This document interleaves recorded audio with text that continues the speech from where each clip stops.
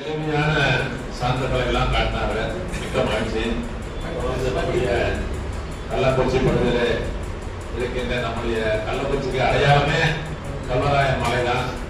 இந்த கல்வராயன் மலையை பற்றிய ஒரு அறிவியல் பூர்வமான உண்மையை முதல் வெளிப்படுத்தியவர் நம்முடைய மாவட்ட மாநில அலுவலராக இருந்த குழந்தை அவர்கள்.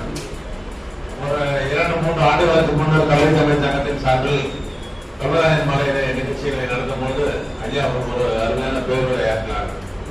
அதுல அறிவியல் பூர்வமாக இந்தியாவில் இருக்கின்ற அனைத்து மலைகளிலும் ஆதியான மலை எது என்று பார்த்தோம்னா நம்முடைய கல்வராயன் மலை என்றுதான் ஐயா அவர்கள் அந்த அறிவியல் பூர்வமான விளக்கங்கள்லாம் சொன்னார்கள். ஐயா அவர்கள் தங்களுடைய கருத்துக்களை வழங்கும்படியாக முன்னெடுக்கிறோம். இந்த கூட்டத்தின் தலைமைப்பட வந்திருந்த சான்றோர்கள் அனைவருக்கும் என்னுடைய முதற்கண் மாலை வணக்கத்தை தெரிவித்துக் கொள்கின்றேன். நான் பக்கத்தில் கோத்தக்குடி கிராமத்தில் பிறந்து வளர்ந்து 1974-75 ஓல்டு SSLC படித்தேன். படிக்கும்போது நான் ஒரு ஆவரேஜ் ஸ்டூடெண்ட் தான் அப்போ படிக்கும் காலத்துல. ஏன்னா எங்க அப்பா அம்மா சுத்தமா கை நாட்டு பள்ளியே என்னன்னு தெரியாது. அதுக்காக அப்ப இருந்த நிலைமையில என்ன ஏதோ எழுத படிக்க தெரிஞ்சா போதுங்க தான் என்ன பள்ளிக்கூடத்துல சேர்த்தாங்க. ஆனா ஏதோ நானே நல்ல முறையில படிச்சுதான் இப்போ ஓல்டு சொல்லி ஒரே கம்பெனில பாஸ் பண்ணேன். ஊர்லயே நான் ஊர்ல வளர்ந்துட்டு இருக்கிறத கூட தெரியாது. வருவேன், ஸ்கூல் போவேன், வீட்டுக்கு போவேன், அடுத்து ஈவினிங் ஆனா புக் எடுத்துக்கிட்டு காட்டுக்கு தான் போகணும். வயல் மற்ற நிலமெல்லாம் இருக்கு. அங்கதான் என்னுடைய அப்பா அம்மா அதுதான் எனக்கு சொல்லி கொடுத்தாங்க. அங்க போயிட்டு அப்புறம் வருவேன், ஸ்கூல் வருவேன். ஏதோ காலகட்டத்துல நல்லா படிச்சுட்டு இருந்ததால ஓல்டு SSLC பாஸ் பண்ண பிறகுதான் ஊருக்கே ஒரு பெரிய பேரு அதிர்ச்சி மாதிரி ஆயிடுச்சுன்னா நம்ம ஊர்லயே ஒரு ஓல்டு SSLC ஒரே கம்பெனில பாஸ் பண்ணாங்க. ஏன்னா ஒரே கம்பெனிங்கிறது இப்பக்கும் அப்ப இருந்த நிலைமைக்கு ரொம்ப வித்தியாசம் அதிகம். அப்போ ஒரு பேப்பர் விட்டாலும் மீண்டும் 6 பேப்பரும் நாங்கெல்லாம் எழுதணும். இப்போ 6 வருஷத்துக்கு 6 பேப்பர் எழுதலாம். அந்த மாதிரியான காலகட்டம் உருவாயிடுச்சு. சரிதாங்கள? அப்படி படிச்சு பயின்றதால மற்றவங்க எல்லாம் சொன்னதால எங்க அப்பா அம்மா PUC Virudhachalam Government Arts College, Kolanjiappar Arulmigu Kolanjiappar government அரசு கல்லூரி. அது அந்த கொளஞ்சியப்பர் கோயிலுடைய பண்பு தான். அந்த காலத்துல ஒவ்வொரு ஒரு மினிஸ்டர் இருந்திருக்காரு. அவர் அந்த கோயிலுக்காக இன்னும் சொல்ல போனா நம்ம தென்னார்காடு மாவட்டத்திலே ஒரு கலைக்கல்லூரி அரசாங்கம் மூலம் வந்ததுன்னா அது கொளஞ்சியப்பர் கவர்மெண்ட் ஆர்ட்ஸ் காலேஜ் தான். அதுக்கு அடுத்துதான் கடலூரும் வந்தது, பெரியார். அதுக்கு அடுத்துதான் அண்ணாவே இதுல விழுப்புரத்துல வந்தது. ஏன்னா அந்த அளவுக்கு அந்த காலத்துல கல்லூரியை கொண்டு வந்தாங்க. என்னையும் போயிட்டு PUC மற்றவங்க அழைச்சிட்டு போயிட்டு அப்போ வேதமாணிக்கணும் ஒரு MLA இருந்தார். பெரிய பவர்ஃபுல், ஓரளவு தெரியும். ஆமா,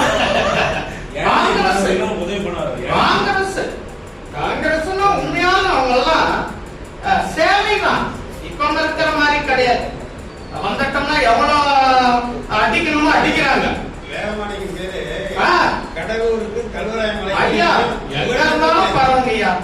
அந்த அளவுக்கு அவர்தான் என்ன அந்த காலேஜ்ல PUC சேர்த்து விட்டார். PUC சேர்த்துனா இப்ப ஓல்டு SSLC படிக்கும் போது மாணவர் மன்றம்னு ஒரு எக்ஸாம் நடக்கும், வைப்பாங்க. அதை கலைஞர் பேர்ல தான் கொண்டு வந்தது மாணவர் மன்றம். என்னன்னு தெரியல, நான் ஆவரேஜ் ஸ்டூடெண்ட் தான். அந்த மாணவர் மன்றத்துல ஃபர்ஸ்ட் மார்க் எனக்கு தான். மாணவர் மன்றம் எழுதுறது இங்க நம்ம டீச்சர்ஸ் திருத்தறது கிடையாது, வெளியே தான் போகும். அதுல எனக்கு ஃபர்ஸ்ட் மார்க். எல்லாருமே என்னடா ஒரு ஆவரேஜ் ஸ்டூடெண்ட் மார்க் இந்த மாதிரி அள்ளிட்டாங்க. ஐயா சொன்னாங்க 92 90. அவங்க 100 போட்டிருக்கணுமா. அந்த அளவுக்கு அப்ப மனப்பாடம் தான், என்னன்னே தெரியாது. கிட்டத்தட்ட 3 பக்கம் 4 பக்கம் தான் அடி நமக்கு மனப்பாடம் மண்டையில ஏறிடும். அதுவும் ஆங்கிலத்துல இங்கிலீஷ்ல தமிழாக தெரியுதோ தெரியலையோ முழு இது ஏறிடும். அந்த அளவுக்கு ஒரு நல்ல ஒரு படிக்க வந்தோம். அப்ப எனக்கு மாணவர் மன்றத்துல ஃபர்ஸ்ட் மார்க் எனக்கு தமிழ் கல்வி விற்பனை மாவட்டத்துல எனக்கு பிரைஸ் எல்லாம் கொடுத்து தமிழ் கல்வியில் இந்த அளவுக்கு இருக்காது அப்படின்னு பாராட்டினாங்க. அது கலைஞர் பேட்டு தான் அந்த டைம். அடுத்தது பியூசி வந்தேன். பியூசி வந்து தமிழ் மீடியம் தான் படித்தேன், அதுலயும் பாஸ் பண்ணிட்டேன். அதுக்கு அடுத்தது பிகாம். பிகாம்ல இடமே கொடுக்க மாட்டேங்கிறாங்க. எனக்கு கேட்கறது பிகாம் எடுத்து படின்னு மற்றவங்க சொல்றாங்க. காரணம் என்னன்னா பிகாம்ல நான் படிக்கும் போது இங்கிலீஷ் தவிர வேற எந்த இதுவும் கிடையாது, மொழியும் கிடையாது. இங்கிலீஷ் தான் படிக்கணும்.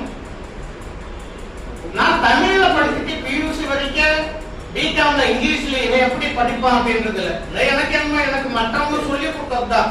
ஒரு பேங்க் மேனேஜர் இருந்தாரு, நீ பிகாமே படிப்பாங்க. அப்புறம் வற்புறுத்தி எப்படியே பிகாமே சேர்ந்துட்டேன்.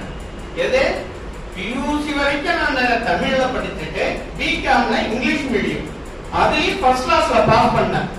பாஸ் பண்ணோடனே அடுத்து M Com Trichy National College. Maximum தெரியுமா தெரியாதா? ஐயாவுக்கு தெரியுது பாரு, கிராமிட் காலேஜ் எல்லாம் குடுமிதான்.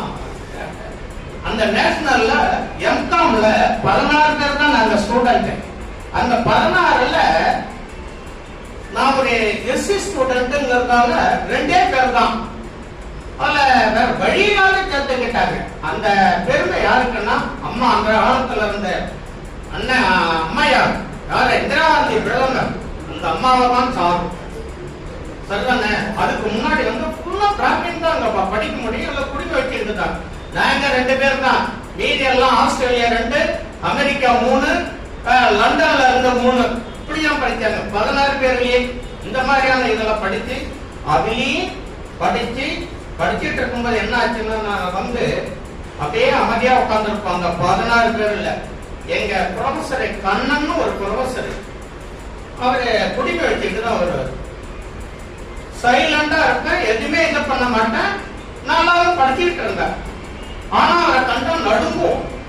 இப்பெல்லாம் எல்லாமே மாறி போச்சு, சுத்தமா மாறி போச்சு. பிள்ளைங்களுடைய லைஃபே சுத்தமா. இதுக்கு யார் காரணம்னா நம்ம கவர்மெண்ட் தான். அதுல எந்த வித சந்தேகம் இல்ல. கலைஞர் ஒரு சட்டம் போட்டார், பிள்ளைங்களை அடிக்கப்படாது. என்ன நினைச்சு போட்டாரோ தெரியல. இன்னைக்கு பிள்ளைங்க வந்து வாத்தியார்களை அடிச்சு நாசம் பண்ணது, குட்டிக்காரா போயிடுச்சு. சட்டங்கள அந்த அளவுக்கு இப்ப நிலைமை உருவாயிடுச்சு.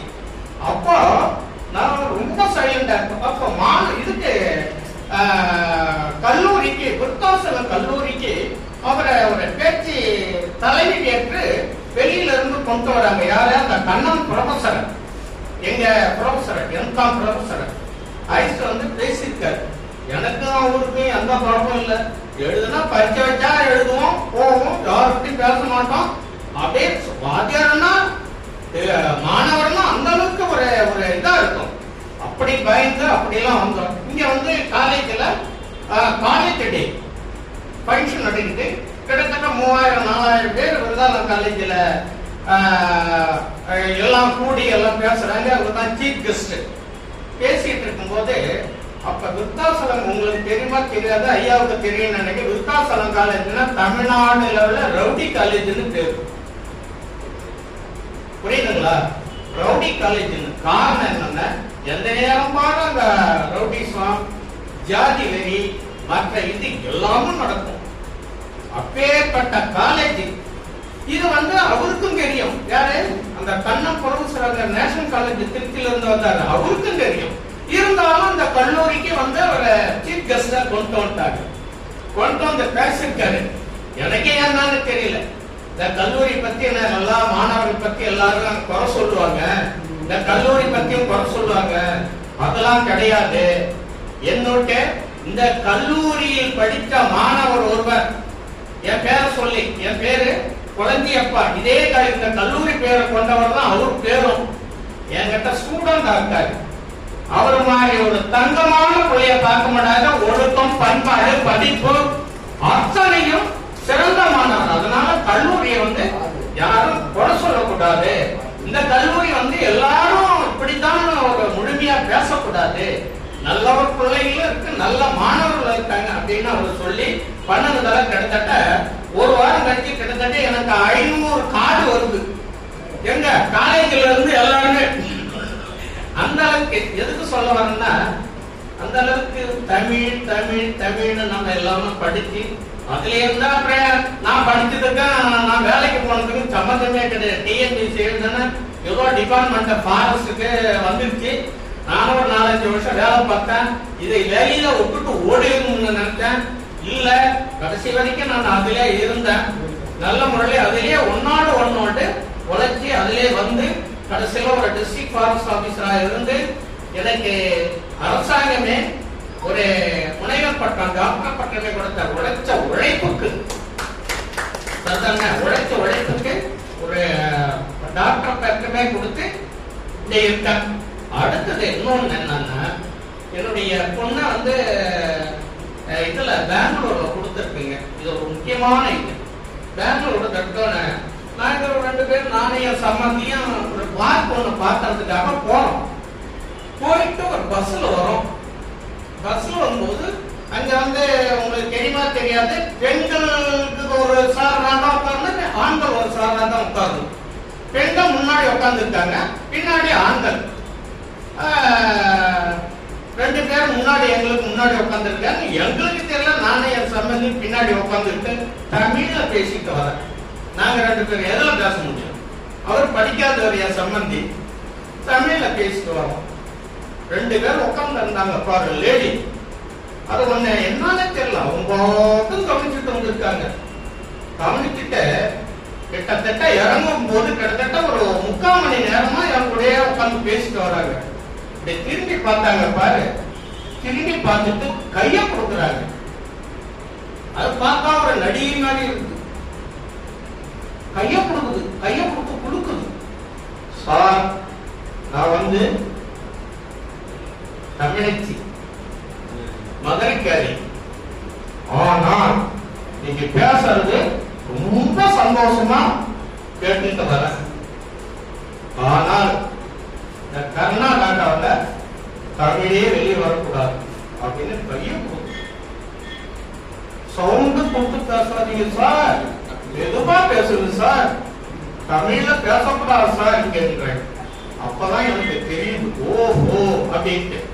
அதோடு மட்டும் இல்ல, ஆந்திரா நம்ம போனா எந்த பஸ்ஸுக்கு எந்த டிக்கெட்டு எதுவுமே இது கிடையாது. கேரளா அங்க போனாலும் யாருக்கும் எந்த வித இதுவும் கிடையாது, பஸ் போலாம் வரலாம்.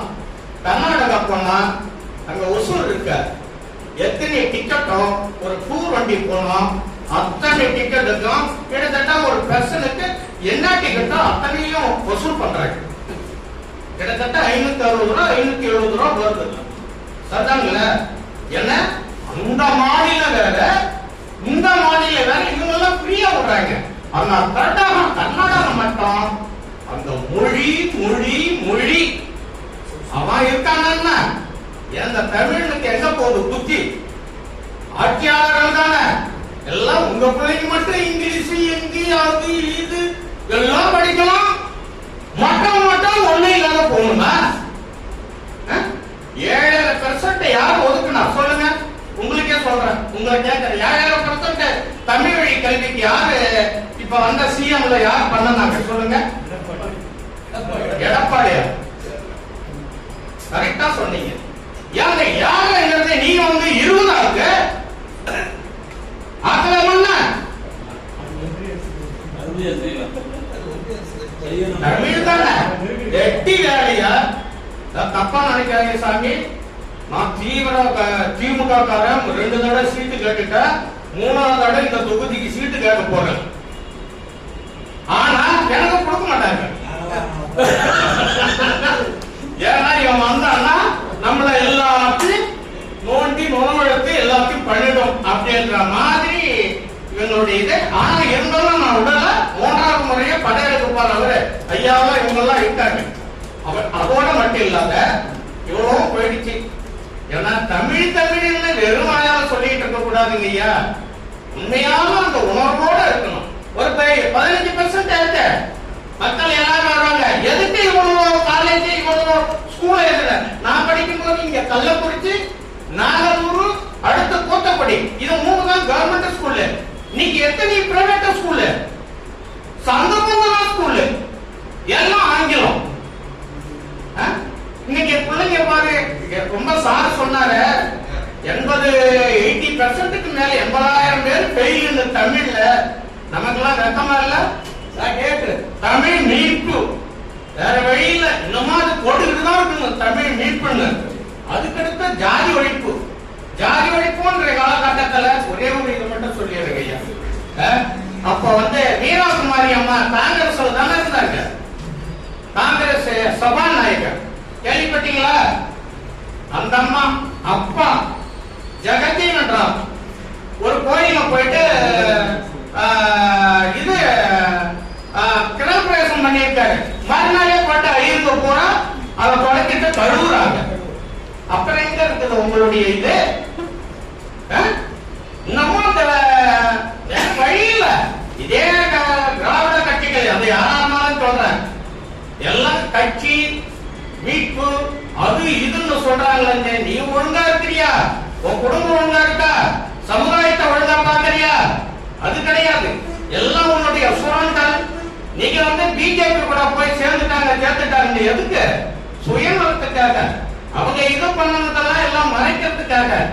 ஏன்னா பிஜேபி நீங்க மோடி மற்ற ஆளுங்களை விட பரவாயில்லன்னு தான் சொல்லணும். காரணம் என்ன? அதுக்கு முன்னாடி ஆர்எஸ்எஸ் அதுக்காக நீங்க அப்படி வெளியிருக்க கூடாது. நீங்க சொல்ற அனைத்துக்கு தடை அவன் தான். கல்வி உரிமை யார்கிட்ட இருக்கு? யார் பார்க்கிறாங்க? முதல்ல கிடையாது. எல்லாரும் மாநில உரிமை இருந்துச்சு. கல்லூரி சொன்னாங்க அது வேற தனியா வச்சுக்கிறோம். வேற எதுவும் தனியா வச்சுக்கிறோம். இப்போதைக்கு இதை பிடிக்க மற்ற பேரை கட்டி பிடிக்கும். அது தனியா வச்சுக்கிறோம். மோடி நல்லவரா கெட்டவரா தனியா அதனால ஒண்ணும் கிடையாது. ஏன்னா எதுக்காக சொல்லுவாங்கன்னா ஒன்னே இல்ல. அந்த அளவுக்கு 3 கவர்னர் உருவாக்கினா ஒரு சென்ட்ரல் மினிஸ்டர் ஆக்கினா ஒரு சீட்டு கூட கிடையாது. அவங்க எவனாலும் உள்ளதான் வர பார்ப்பான். நம்ம ஏமாந்தா எல்லாம் நடக்குது. அடுத்து ஜாதி ஒழிப்புக்கு நீங்க என்ன கிழிக்கிறாங்க? ஒண்ணுமே கிடையாது. தமிழ் தேசியம் சுத்தமா போயிடுச்சு.